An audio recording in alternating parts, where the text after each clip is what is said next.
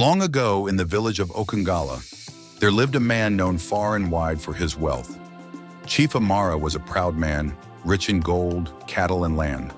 But there was one thing that was dearer to him than anything else: his daughter, Amina. She was the pride of the village, known for her beauty, kindness, and grace. Chief Amara loved her deeply, but he had plans for her, plans that would soon change the course of her life forever. One day, as Amina was working in the village square, her father sat under the shade of a large tree, watching the hustle and bustle of the village. He had been thinking about her future, and a smile crossed his face as he made a decision. "Amina, my daughter," he called out to her, "you will make a fine wife, and I will ensure that you are married to a man who can give you everything you deserve. But your bride price will be the highest this village has ever seen." Amina, who had been busy preparing food with the other women, paused for a moment, feeling a knot in her stomach.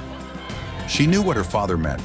The bride price was a tradition in their village, a sum of wealth and gifts that a suitor must offer to marry a woman. It was a symbol of respect and value, but it also weighed heavily on the hearts of many young women. Amina had heard stories of how bride prices had torn families apart, with fathers demanding too much and suitors unable to meet the impossible expectations.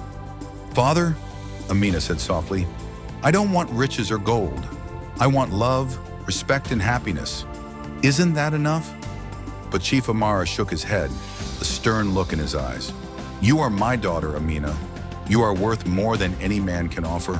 Your bride price must be worthy of you, for you are a princess in my eyes." Amina's heart sank. She knew her father's words were final. Chief Amara had always been proud of his wealth, and now his pride would be placed upon her shoulders. She felt trapped, unable to change his mind. In the days that followed, word of Amina's upcoming marriage spread like wildfire. Young men from far and wide traveled to Okungala, eager to win her hand. They brought with them gold, cattle, land, and riches, all hoping to impress the great Chief Amara and meet his impossible demands. One by one, the suitors arrived, each bringing their best offerings. But no matter how much they offered, Chief Amara turned them away with a wave of his hand. "No, no," he would say, shaking his head.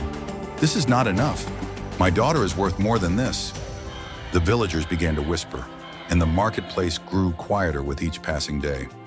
The suitors grew frustrated, and some began to wonder if anyone would ever be able to meet the chief's expectations. As the weeks passed, the pressure began to mount. Amina could see the disappointment in the eyes of the young men who came to seek her hand. Some of them had traveled great distances, only to be rejected. Her heart ached as she watched them leave empty-handed, knowing that their hopes had been shattered. One day, a humble young man named Kofi arrived in the village. He had heard the stories of Amina's beauty and kindness, and he knew in his heart that she was the one for him. Kofi came from a poor family, with little more than the clothes on his back. But he had a heart full of love and respect for Amina, and that was all he had to offer. When Kofi arrived at Chief Amara's house, he bowed deeply before the chief, his heart pounding in his chest. "Chief Amara," Kofi said, his voice steady but humble, "I come with nothing but my heart. I cannot offer you gold or cattle, but I can offer you my loyalty, my strength, and my promise to always treat Amina with honor and love. Will that be enough?" Chief Amara looked down at Kofi, his eyes narrowing as he listened to the young man's words. The chief had heard many such speeches before, but they were always empty promises. He wanted more. He wanted wealth. "No, Kofi," Chief Amara said, his voice firm. "Respect and loyalty are easy to offer, but a daughter of mine is priceless. Amina must have a bride price that reflects her worth. She is not a simple girl to be married off with empty promises." Kofi's heart sank, but he stood tall.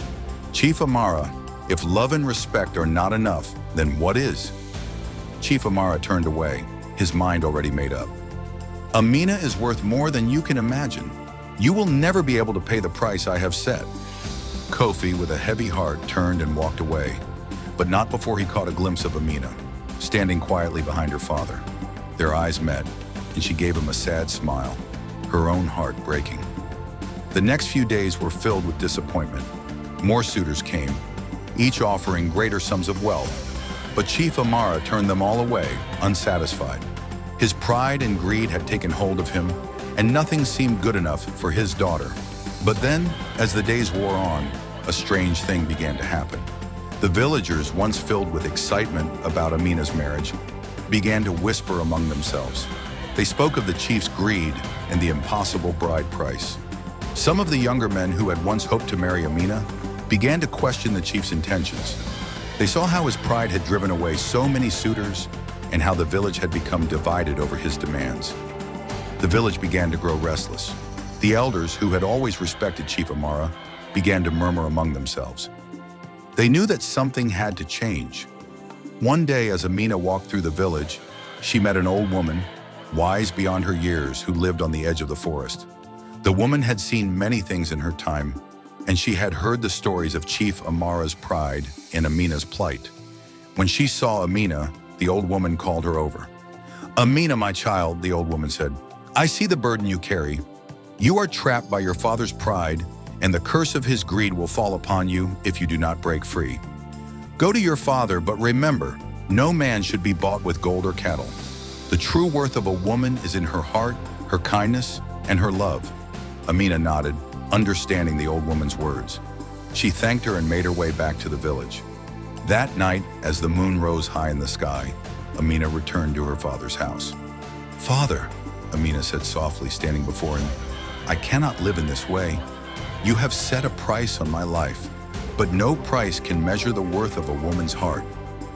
Chief Amara, who had been sitting alone, looked up at his daughter. He had been brooding over his own pride, but now seeing the sorrow in Amina's eyes, something shifted inside him. "Amina," he said, his voice quiet, "I have been foolish. I have let my greed blind me. You are right. No price can measure the worth of your heart. You are my daughter, and no man can buy you."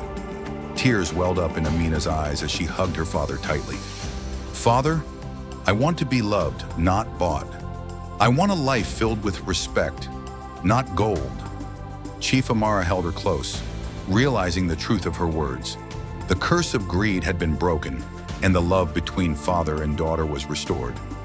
From that day on, Amina's bride price was not measured in gold or cattle, but in the love and respect of those around her.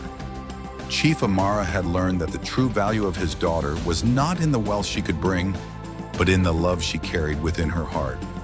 And so, Amina and Kofi were married, not by gold, but by a love that was truly priceless. The village of Okungala rejoiced, for they had learned that love, respect, and kindness were worth more than any bride price. And Chief Amara, once blinded by greed, became a wiser man, knowing that the greatest treasures in life could never be bought, only given freely. The story of Amina and her father spread throughout the land, a reminder that love cannot be measured in gold. It is priceless, and its value is beyond compare.